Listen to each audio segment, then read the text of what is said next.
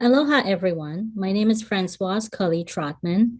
Uplifting Asian American, Native Hawaiian, and Pacific Islander communities is one of AlohaCare's key priorities.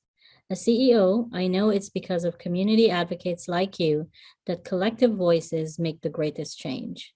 As a society, we struggle with thinking about care that goes upstream, is preventative, and is lasting from one generation to the next. In Hawaii, we know for decades that high quality health outcomes experienced by one group is not represented as equal health for all. Incorporating health equity can be difficult to operationalize in healthcare. We use workflows that cross administration, provider networks, policy, funding, and much more. Yet it is crucial that we commit to success through partnership and collaboration. Although we know there is a model minority myth, seen firsthand here in Hawaii being labeled as high functioning, there is much we can learn from each other's cultures, languages, practices, and beliefs. In our own learning at AlohaCare, we have found a role as champion and supporter to organizations like Papaola Lokahi and Kokua Kalihi Valley Comprehensive Family Services, who you will also hear from today. I am excited to open this next session titled Aloha Mau, Perpetuating the Benefits of Culturally Responsive Care. By working with partners like FQHCs and the Native Hawaiian healthcare systems, we have a chance to substantially impact culturally responsive care because of who we serve and the value of aloha we serve them through. AlohaCare serves a very diverse population, which isn't replicated by the demographics of any other U.S. state or territory. For example, Hawaii's island geography also leads to health disparities.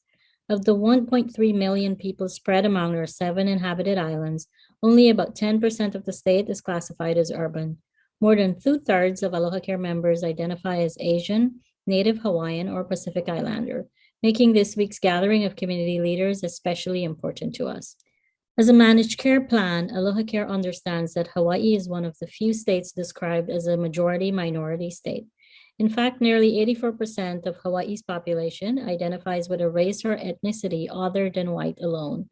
Consequently, the well-being of communities of color in a place like Hawaii is instructive for policymakers, community providers, and other health plans. Among our membership, approximately 50% receive their medical care from CHCs that have strong cultural programming based on the diverse groups in the neighborhoods they serve. CHCs serve a large proportion of our Native Hawaiian, Pacific Islander, and KOFA members. This is why AlohaCare took the necessary steps to invest in Native Hawaiian healing as part of our 2020 Hawaii Medicaid contract bid and negotiations. As its new CEO, I was inspired that AlohaCare would lead the way for delivering whole person care with these approved programs that have already demonstrated success and proven to improve well-being in the Hawaii Islands for many generations. We hope you are just as excited to learn about our value-added services and our investment to honor this traditional model of care in 2021. Together, we can make health equity synonyms with safety net programs. We hope you are just as excited to learn about our value-added services and our investment to honor this traditional model of care in 2021. Together, we can make health equity synonymous with safety net programs. Now it's my pleasure to turn it over to Dr. Crabbe, one of the advisors we are excited to be working with, who will moderate today's panel with members of our team. Aloha. Aloha and welcome everyone for joining us this afternoon, Hawaii time, and for those of you on the East Coast and throughout the West Coast as well, thank you for joining us. I am Kamanaʻopono Crabbe. I'll be your moderator for this panel today. Founded in the principles of Maoliota, Native Hawaiian health and wellness, Kealoha Mau aims to perpetuate Hawaii's traditional healthcare system and demonstrates the shared commitment of our panelists to culture through strategies that reflects on the communities they serve. These novel value-added services introduces additional safety net benefits for Medicaid members in Hawaii by investing in culturally responsive care. This panel features local experts who have built shared opportunities through people-centered approaches. And we're very honored to have our esteemed panelists with us today. I'd first want to introduce Dr. Sheri Daniels, She is the Executive Director for Papaolo Lokahi, the Native Hawaiian Healthcare Board, an organization charged by the U.S. Congress with the administrative oversight of the Native Hawaiian Healthcare Improvement Act to improve the health and well-being of Native Hawaiians and their families through strategic partnerships, programs, and public policy. She is also a Ho'oponopono practitioner. Aloha and welcome, Dr. Sheri Daniels. Hey, aloha mai. Next is Kaiulani Odom, an accredited dietitian and health educator and Native Hawaiian cultural practitioner of Lomi Lomi, or traditional massage, and hula, traditional dance. She has developed, managed, and published and presented on cultural-based nutrition and health programs for over 20 years. She has worked with Kalihi Kokua Valley since the Roots Cafe was established in 2011 and oversees program operations, including the Food Hub and community gardens. Aloha and welcome, Kaiulani. Aloha, mahalo kamanaʻo. Final introduction is Dr. Kealoa Fox.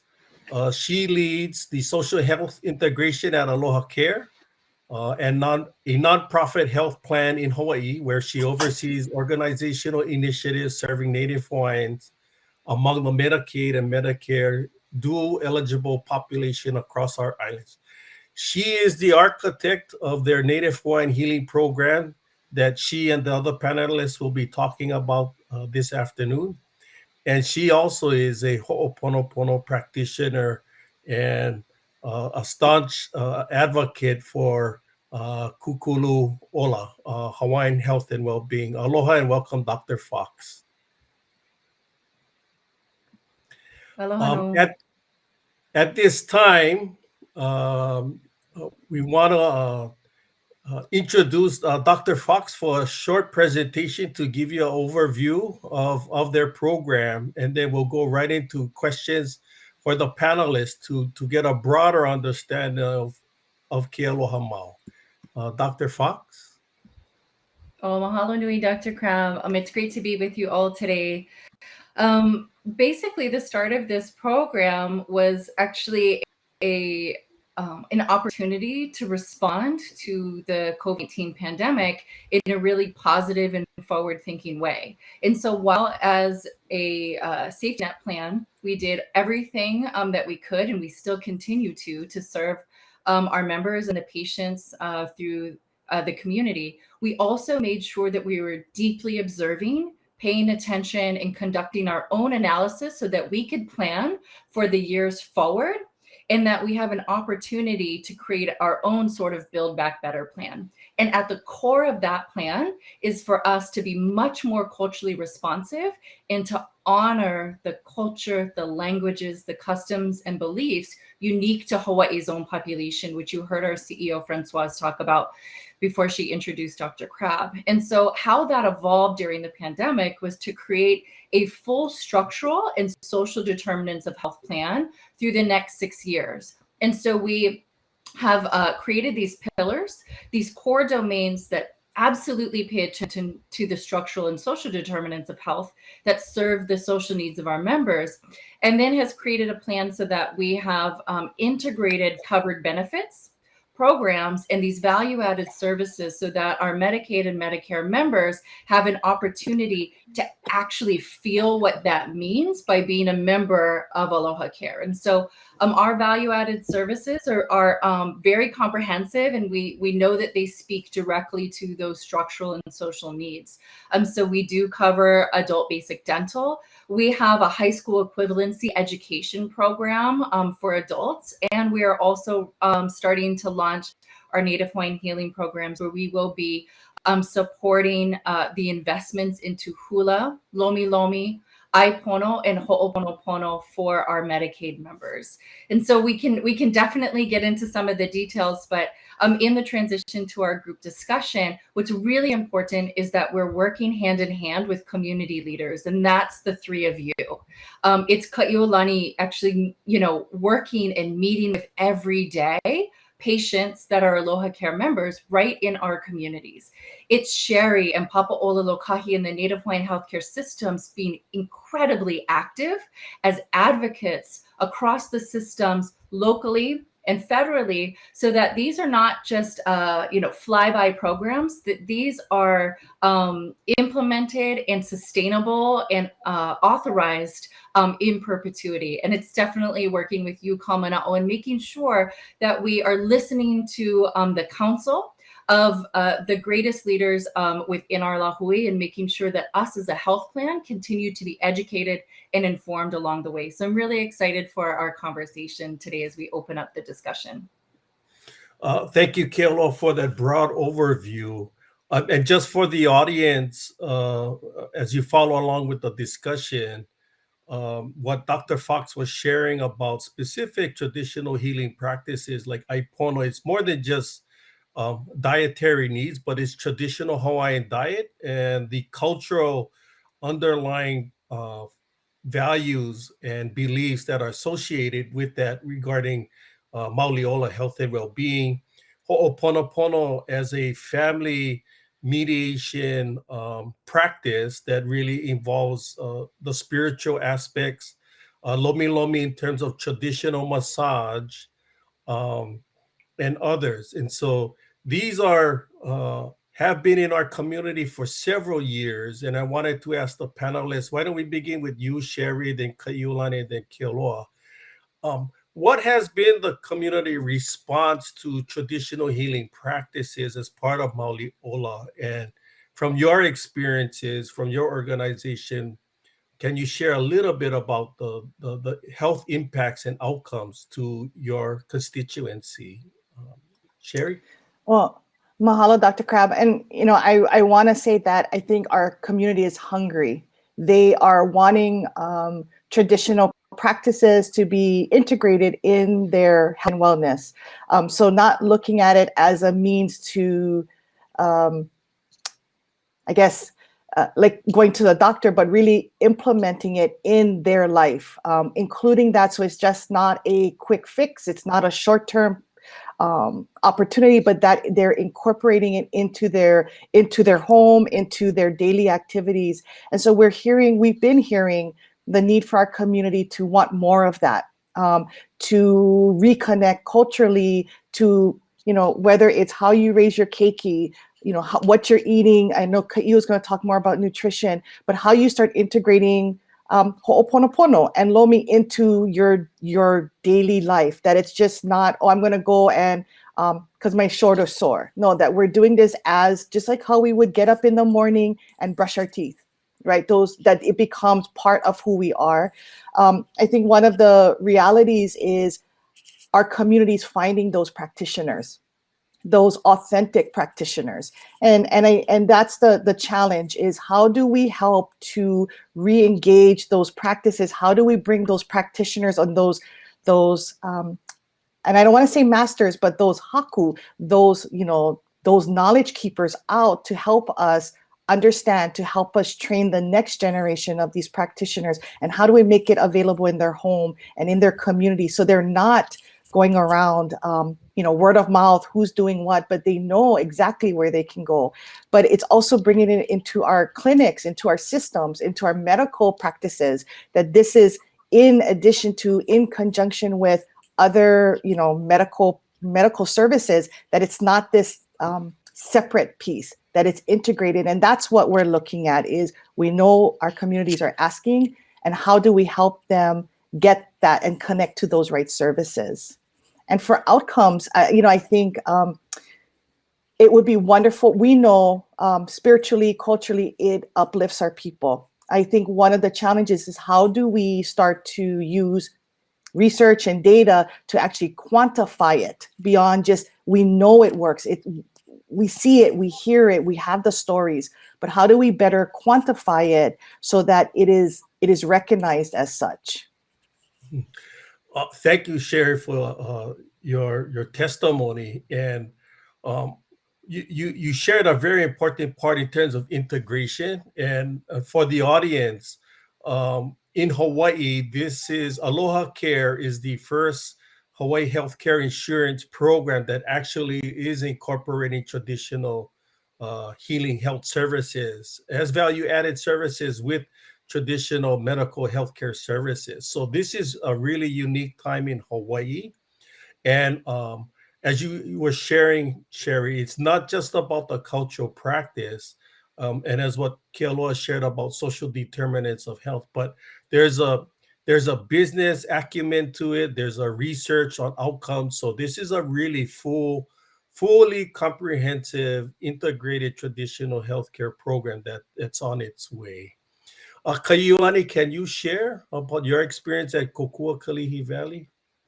Yes, thanks. I totally agree with what you folks are saying. We're a federally qualified health center that started about 45 years ago with just, doctor, dentists, and people that walked out into the community. And today we have over 225 employees that speak 23 different languages, and we sit in the midst of a community that has a multi-ethnic population. And so culturally grounded services are very important for us. And so we have, gardens, we have a cafe, we work with the food hub. So we try and make sure that we have all these services available. We have Lomi practitioners, we have La'au practitioners, we have Aipono practitioners. But the services, like Sheri said, have to be integrated into everything that we do. And so, for instance, our Hapai Wahine, or a pregnancy program for Native Hawaiian couples, they learn about Lomi Lomi, they learn about Ho'oponopono, they learn about Aipono, they learn all of these as part of their preparation to be parents. For a lot of us, we didn't always practice this our whole lives, but we learned a lot of this as adults. And so we like to think that within this program, these children are practicing our cultural practices before they're even born. And so that's we're gonna have a new generation that is gonna keep helping to make the difference. For our Ehuola program, we teach our kids all about healthy eating because food is important.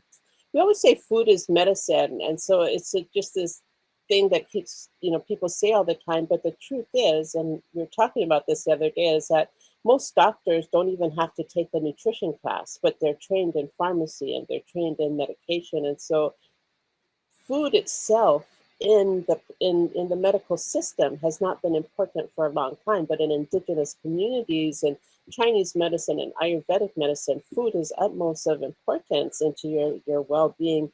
But how do we do that in a way that is culturally grounded? And so for our Ehuola families, which we take in the keiki and we work with the families, we learn we teach them how to cook, we teach them how to lay net, we teach them how to, do an imu. All of these types of things. When COVID hit, we sent out Olena and turmeric to all of, any of our patients that wanted it out into the community. We had La'au, we had food growing. All of these things have to be integrated into your day-to-day services. And I think what's hard, as alluded to, is it's not always paid for. So the fact that AlohaCare is stepping up to do this is amazing. And it's not just about offering the services, but it's about continuing this cycle. If we're doing healthy food that is supporting our farmers that are using healthy growing methods, that are supporting our AINA, for us and most indigenous people, AINA is very important to our health. And so all of these services that are making this circle that goes around, that keeps all of us healthy and not just in silos, are very important to our healthcare. Mahalo Kai'io. As you were sharing, I just was reflecting, this is in a way, very progressive integrated care, but really much at a deeper level. Other than tertiary or primary care, you're really looking at the preventive cultural practices for holistic health and well-being. So congratulations on doing fabulous work. And we'll turn to you, Kealoha, because you're the architect for this, and have a great vision in pursuing this at AlohaCare and making this a reality. So what have you found in terms of the community's response, and especially the process of implementing this program statewide, actually, When I think of whose community and whose voices are we hearing, I think of my own family members who by and large have relied on Medicaid to have their babies, to be able to go to the doctor. And that's just something that most of, especially the women in my family, it's integrated as part of their story. And so I think of them as the voices that I'm simply trying to help integrate into what can often be siloed systems that don't often talk to the average community members, like my sisters, like my cousins, like my aunties, who functionally rely on the strength and quality of these safety net programs to in order to survive and live out and thrive through their lives. And so I think a lot of what we're hearing now is people don't want to feel like any other number from any other place. We know that there is something unique about our traditions and our values in Hawaii that have been passed down generationally and have survived and been perpetuated across millennia. And I think COVID has brought an opportunity for a spotlight onto the way in which traditions thrive in communities, in homes, even within ourselves, imprinted into our genealogical DNA that has been awakened at a time when we probably need it the most. And people are just so hungry to know that there are these ways that we can think much more upstream, right? And these are terms that we use in the healthcare system, in the medical Correct. field. Right? And I think it's about us being bridges to enable greater alignment across the networks that we each serve in to bring community health systems together, and look at it in a way that is fundamentally about health promotion, disease prevention, and it's about expertise of our place at this time. It's not about asking somebody from Texas or New York or Michigan to come up with solutions for us. It's about leaning into the solutions that Kaiulani already has for her community. It's about leaning into the opportunities that Sheri sees on her island. And we're bringing it together as Native Hawaiian leaders at a time when I think our community is asking us to step up in this way. And when we have the privilege and the opportunity at the tables that we're invited to make sure that these are core pathways for population health. If you're going to speak about Native Hawaiians and Pacific Islanders, you cannot make culture in a footnote. Culture must remain at the core, and this place has to be essential. As Kaiulani said, it's about the aina, it's about the land and the water, and the air around us that we have breathed, that our ancestors have breathed, and it's really within us today to be able to activate it in these really positive ways that I think can really change the way that we think about health that happens in a doctor's office compared to health that happens, like Sheri said, all day, every day, because we only see our doctors, right? We only see our providers for a very short amount of time. And then the rest of it is an opportunity for us to live much more well. And we refer to that, fundamentally as whole person care for, whole communities and the entire family. And I liked what you shared is COVID taught us a lot of lessons, as part of the pandemic, but also through the leadership of AlohaCare and with Lokahi and other FQHCs like Kaiulani, your organization, you're laying not only the foundation, but we really have to be thinking with some foresight post-COVID, and how are we really gonna effectively care for our families, our communities. And this will be such a progressive and welcome service throughout the Pai'aina, our island state, and for our communities. What I wanted to transition to was, it is progressive of a health care insurance provider providing traditional health services or health healing practices. So, Kealoha, you're up in the policy area, program Sheri, you administer funds for Native Hawaiian healthcare system, and Kaiulani, you're at FQHC in Kalihi.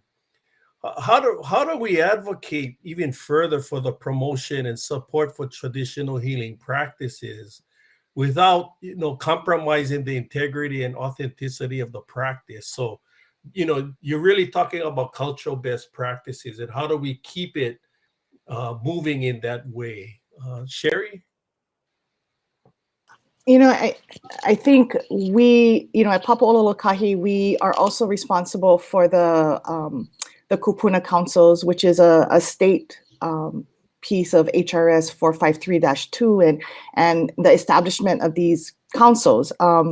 And what that looks like in communities, I think that's the $1 million question, Kamanaʻo, because we live in the time, right, in contemporary times, that I think some folks in our community struggle with what does that mean to do traditional practices. I think that word invokes a lot of things, and yet we're in contemporary times.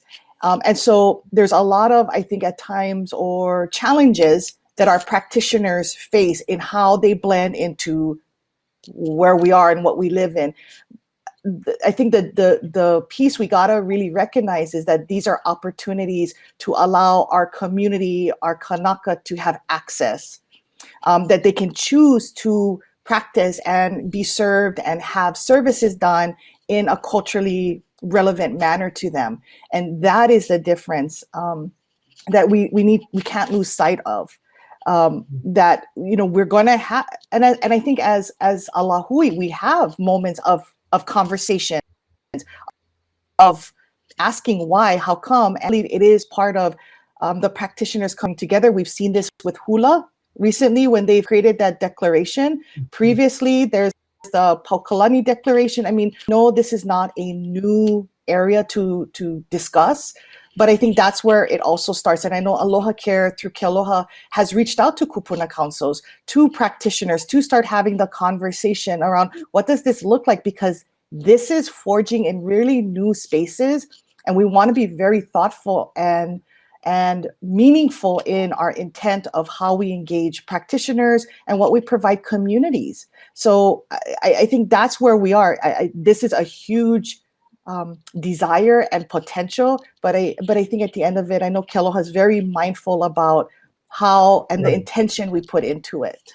Right. And I think you did share is, Kealoha and AlohaCare reached out to cultural practitioners and community for the input into what should those services be like, which is very critical in shaping the services, but also we don't want to make it a cookie cutter for service codes and 45-minute times. I think traditional healing requires much more time and opportunity for building relationship with the client as well as with the healing practitioner. Kaiulani, you've been involved in a number of movements, Lomi, Hanau Palikeiki, midwifery, and Aipono. And what has been your experience in terms of how we can better advocate for traditional healing practices and maintaining cultural integrity? This is such a loaded question. There's like so many facets of this. I'm trying to decide which way I want to go. But I think that for me, like even as a dietitian, my cultural knowledge came all outside of school. There was nothing in my academic career that taught me the things that I use. So from hula, from Lomi, and I bring that all in. And so how are we training practitioners? Like, we recognized a long time ago we needed more Native Hawaiian doctors and nurses and healthcare people, but where's all the money to train the practitioners? For many of our practitioners, they have to be bus drivers or, just have regular jobs and do their practices on the side. And so what happens though, when you get to practice 24 hours a day, you become a better practitioner. And so, one of the facets is we need to be funding the training for these practitioners that we need out there. There's a handful of Native Hawaiian dietitians right now, and not all of them are, have the same type of cultural grounding. So when it comes to Aipono, we need to get more people out there, more doing that. Same thing with, the birthing movement. We have some really different schools of thought out there when it comes to cultural practices and Western medicine, and how do we integrate all of that. But the other thing is that on the other side of it is in hiring them as a federally qualified healthcare system. I run into problems when I want to hire practitioners because I have to follow the regulations and the rules of my organization, and this person doesn't have a PhD, don't have a degree, but they are in their field, but I can't hire them because they're not listed under DCCA and they don't have all of these qualifications. So how do we shift that so that the practitioners that are good practitioners, for now, we rely on not on word of mouth, but on really knowing who we're hiring and who we're bringing into the system, because it's very important. You can hire a massage practitioner. That doesn't make them, that's taken a class in Lomi Lomi, that doesn't make them a Lomi Lomi practitioner. And so you have to be able to know the difference. And so right now, we really depend on our just knowledge into the community and who is really good at what they do and who's not so good. And I think our community right now within cultural healing is small enough that, if you're really doing something that's outside of what we really consider pono, that people are going to know. They're going to know sooner or later, they're going to know. But I really feel like we need to get more practitioners out there. We need to start them young, and we need to find funding for them. And then we need to change the way that the healthcare system allows us to bring them in. Mahalo, Kaiulani. And I really appreciate you sharing that, because traditional health cultural practitioners have traditionally been sort of perpetuating within their family, within their art. But now what you're seeing with Kealoha Mau is a full integration, and being full-time as offering it as a health service. So along with introducing a program like this, you're really talking about the next generation of building practitioners, so it can be even much more broader of its extension throughout the communities. So, Kealoha, I wanted to pick your brain a bit, because what did it take to advocate and promote traditional healing services? I know it must have not been an easy job at AlohaCare, but you did it. But I think some of the nuances in terms of maintaining cultural integrity, you were able to navigate. So it takes creativity, while at the same time maintaining best practices and maintaining, the structure of it intact. So can you share about that, Kealoha? Yeah, absolutely. And I hope this speaks to the voices, audience, and guests that also feel like you are change makers and you are hope creators in your own organizations, in your own institutions, in your own corporations. I hope that you see a lot of what we're doing as inspiring, because you want to hopefully use it as an example to continue to fuel the work that your community hopes to see represented in your organization.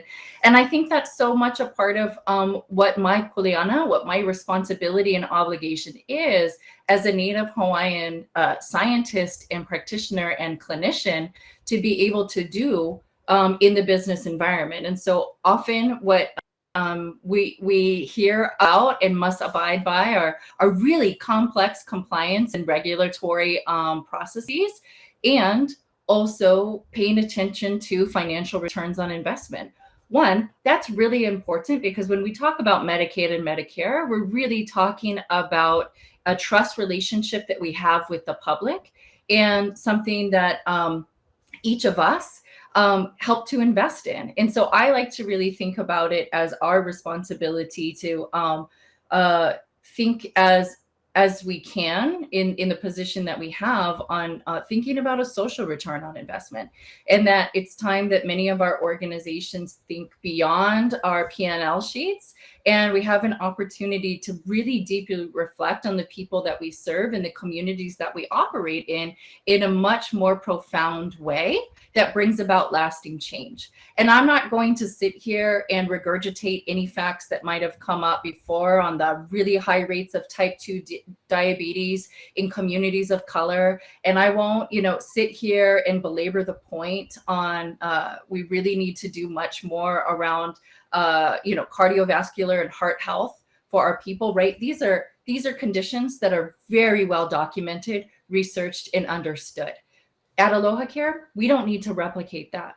What our kuleana and our obligation is a community health plan, one that's actually chaired by the ED of KKV, is it's our job to operationalize those best practices in a way that responds to that trust relationship that we have been invested in by you as the community, and that we take that really serious. We operationalize strategic plans. We create our action plans. We have KPIs that really embed the community voices into them. And then it starts to really operationalize across the whole organization. And you start to see a different tone. You see, hopefully, a different flavor and look. And I think that's part of what I wanted to bring into an opportunity to authentic. So much of it is to authentically represent who you are in the place that you operate, so that you're not looked at as an outsider, which happens a lot in the health and medical industry, right? There's a lot of mistrust. We don't need to get into that. But at the end of the day, we're also people that live in these neighborhoods, in these communities, and in organizations like AlohaCare, like Francois had said, more than 2/3 of our members are AA and HPI. And so we need to make sure that our program services and covered benefits are reflective of those needs and those traditions, and don't put it aside as an other, or something that maybe is nice to have one day if we have time and have an extra workshop or webinar, right? It's core to our mission. It's core to the reason why we are founded. And I believe that it's really core to that responsibility and the trust that we're being given. Mahalo, Kealoha. As you were sharing, I was thinking Mauliolo, traditional healing practices, is a very empowering movement. Not only empowering practitioners, but empowering the community that we're offering it as part of the total health and well-being package and services. And so I think what you've shared or really have demonstrated is sometimes you have to have that cultural experience with you in high levels of executive leadership to actually promote it, but also at the same time developing models with the foresight that social determinants of health takes 15-20 years to actually turn around some of the chronic diseases. And so what you're seeing is the integration of traditional healthcare services really addressing that, and then you have a vision forward to really address those social determinants of health through a very integrated traditional health model. So thank you so much. Panelists, we have a couple of minutes to wrap up. So I'm going to tap on what are your hope and aspirations for our lahui, our people and our communities? So how do you see the incorporation of traditional Hawaiian healing practices as part of healthcare over the next 20 years and beyond? Kaiulani, you've alluded to some of it about supporting practitioners. Sheri, you've talked about it in terms of integrating it through across your healthcare system, and Kealoha in terms of with AlohaCare. So why don't you share with our audience your hopes and aspirations for where does this go, traditional healing? Sheri? Well, and maybe this is a selfish response, but I want to be, kupuna in 20, 30, 40 years.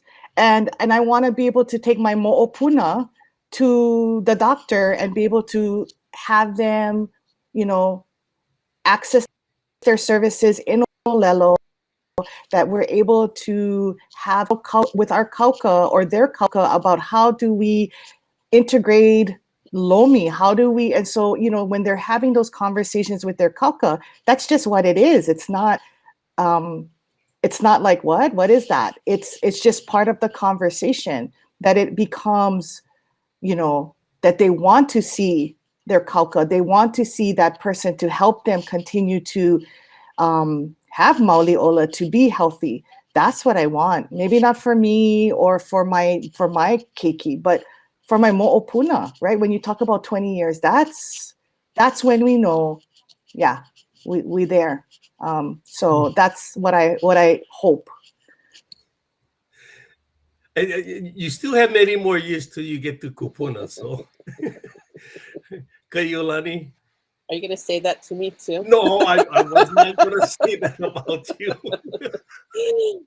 I agree with Sheri. Like it should be the norm. Like these practices, I think that our federally qualified healthcare systems on Oahu are actually doing a good job. I think KKV has integrated a lot. Waimanalo Health Center has La'au and Lomi practitioners on staff. Waianae Comp has, but how do we get funded for this? It's all grant funding, so how do we make this so that they can get paid, and that it's this cycle? We need more practitioners, we're training more practitioners, and that the healing aspects that all of these different practices bring are not just at the doctor's office, because there's so much of it that it translates into the home, into the community, and that our knowledge, our skills, our culture, our philosophy about health and healing become the norm for our islands. And that would be my hope. Mm-hmm. And I would agree. I think we all have that hope and aspiration, because it's a model of care that we would want. It is really full integration and acceptance of our culture as part of our overall Mauliola, our overall health and well-being. And I think that with this program, we'll be able to gather data, and we'll be able to analyze it. And then we look at the return on the investment, as you shared, Kealoha. And so that's what's really exciting about it. But it lays the foundation, it lays the framework for this to actually bloom and blossom even further. So Kealoha, why don't you take us home, since you're the architect, but then also your hope and aspiration beyond AlohaCare and throughout our Lahui, our people, We, we have in Olelo No'eau a traditional proverb in saying that actually is not even a saying anymore. It's actually something that you just do and you live and you behave from childhood all the way into your elder years. And it's this concept of exchange and mutual reciprocity, right? Ike aku, ike mai. Kokua aku, kua mai. It's about the four of us here, I think, being one representative example, that we each have our own skills and expertise in the work, the hana nui, the great, tremendous work that we're doing in each of our organizations and spaces. And then it's about us coming together, and we have that mutual exchange, that relationship, that pilina and that rapport, that it's maximized. And it's replicated, and it's built up to something that's so much bigger than any one organization or any one community. And it's really, I think, about a movement, and that philosophy of a movement being embedded naturally. And it comes, it just comes to us in all of our behaviors over time. And I hope that that's something that we can continue to mark at this moment of where we are at in 2021, and we think about that 20 years in the future. There's a real opportunity for us to continue to learn and grow together. And I think that it's in all of that collaboration and partnership and exchange that we'll really be able to not just, I think we've already found the right answers to the solutions. I think it's much more about financing and sustaining and getting them approved into the spaces and systems that we need them to, and to allow them to flourish and operationalize when they don't need those Western systems, and when they need to just be organically in communities, in families, in our individual selves.